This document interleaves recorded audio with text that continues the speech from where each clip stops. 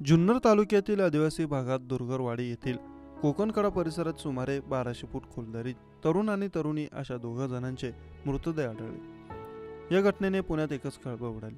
दोघांनी आत्महत्या केल्याचं प्राथमिक तपासात समोर आलं। मयतामध्ये श्रीगोंद्याचे तलाठी आणि महाविद्यालयीन तरुणीचा समावेश आहे। रामचंद्र साहेबराव पारधी वय वर्ष 40 आणि आंबोली तालुका जुन्नर येथील महाविद्यालयीन युवती रुपाली संतोष कुटान अशी मृत झालेल्या दोघांची नावे। याबाबत जुन्नर पोलीस निरीक्षक किरण अवचर यांनी ही माहिती दिली। जुन्नर पोलीस आणि रेस्क्यू टीमने कठीण परिस्थितीत मृतदेह दरीतून बाहेर काढले।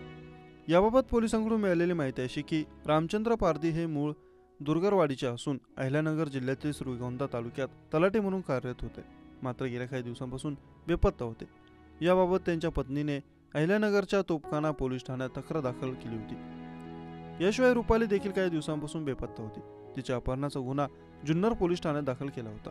स्थानिक ग्रामस्थांनी जुन्नरच्या रिव्हर्स वॉटरफॉल जवळ पांढऱ्या रंगाची कार काही दिवसांपासून उभी असल्याचं दिसलं। यानंतर शोध घेतला असता कडेच्या टोकावर पुरुष आणि स्त्रीच्या चपला आढळल्या। रविवारी दिनांक 22 जून रोजी दाट धुके, पाऊस आणि अंधारामुळे शोधकार्य थांबले। सोमवारी 23 तारखेला सकाळी रेस्क्यू टीमने दरीत उतरून शोध घेतला, तेव्हा रुपाली आणि रामचंद्र यांचे मृतदेह आढळले। त्यानंतर यांचे मृतदेह बाहेर काढण्यात आले आहे। जुन्नर रेस्क्यू टीमचे रुपेश जगताप, राजकुमार चव्हाण आणि पोलीस कर्मचारी रघुनाथ शिंदे, गणेश शिंदे, दादा पावडे यांनी मृतदेह बाहेर काढून शवविच्छेदनासाठी श्री शिवछत्रपती ग्रामीण रुग्णालय येथे पाठवले। पोलीस या प्रकरणाचा तपास करत आहेत। या प्रकरणाचा अधिक तपास जुन्नर पोलीस करत आहेत।